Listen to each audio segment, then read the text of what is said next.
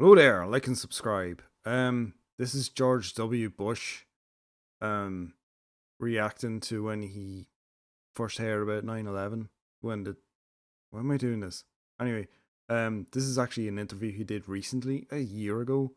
Um, I think it was 2021. Anyway, so this is, if you haven't seen this before, it's really scary footage of him not reacting to like when he heard like of the worst thing to ever happen kind of thing. Like,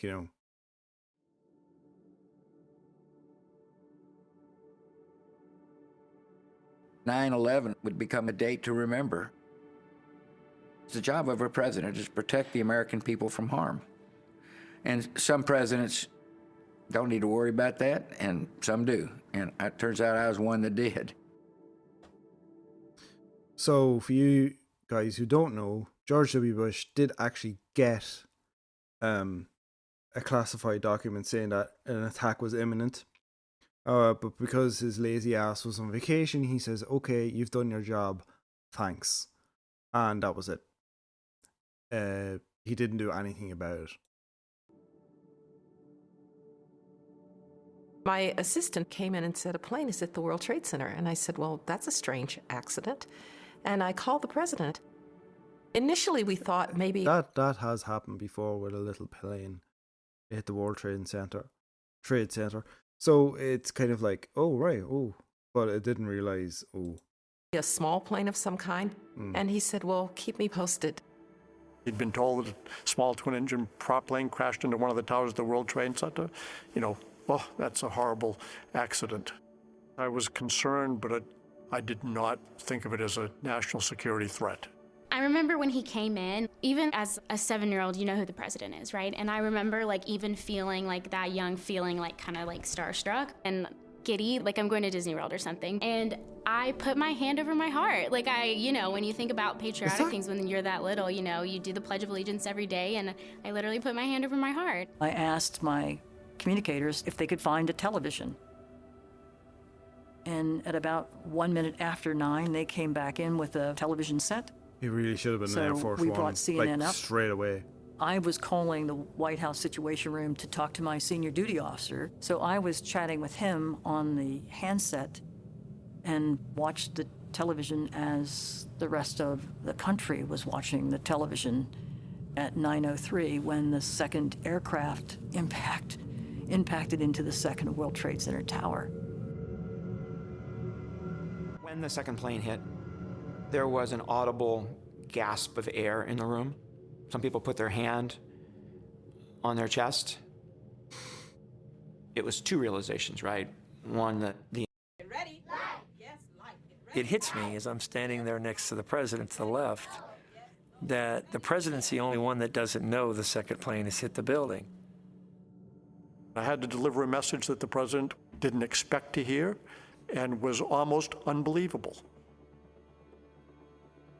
But it also literally was the message he had to hear, whether he wanted to or Can you not. imagine if like Al Gore was president and this happened to him? Fox News would have just went into meltdown. How dare he?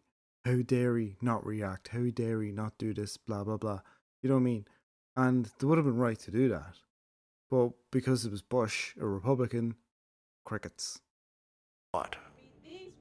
Andy Card comes up to my There's no way this guy should have gotten re-elected, by the way. In my opinion, I don't think he should have got re-elected.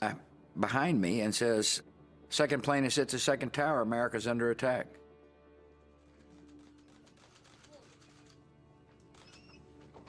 It's in that great Michael Moore documentary, this. And Michael Moore's like, this is now he's told again, and he still sits there doing nothing. And I'm watching the child read. And then I see the press in the back of the room beginning to get the same message I just got. And I could see the horror etched on the face of the news people who had just gotten the same news. During a crisis, it's really important to set a tone and not to panic. And so I waited for the appropriate moment to leave the classroom. I didn't want to do anything dramatic. I didn't want to, lurch out of the chair and scare the classroom full of children. And so I waited. He read the book upside down. Ready for the beginning of that sentence? Get ready.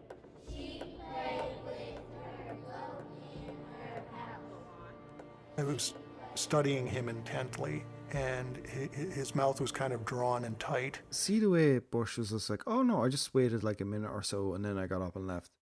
No, you didn't. You sat there for ages. And there was for just a brief moment, sort of a startled look in his eyes, and also a weightiness to him, if you will.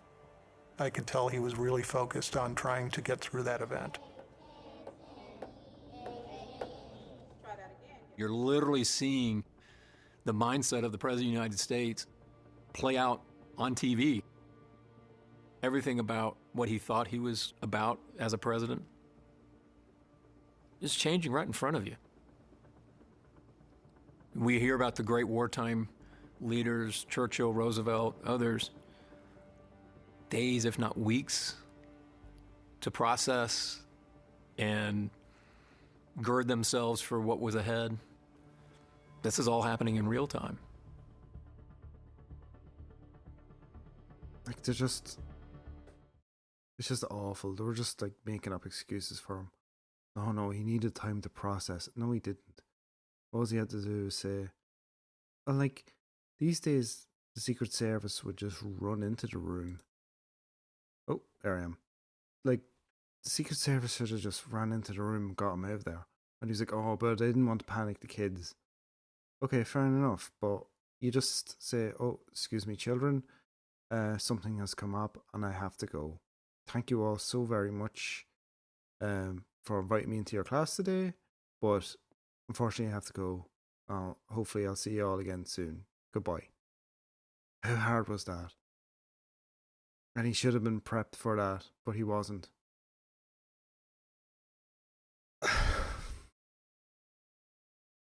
Like, I remember when 9/11 happened, and I wanted, like, one of the first things was like, well, how did the president react to it? And when we saw this video, we were like, this is unreal. This is unbelievable. He's like the dumbest person ever. And yeah, and so you can imagine. And then what did they do? They used this as a platform to go into Iraq and Afghanistan. That had nothing to do with 9/11.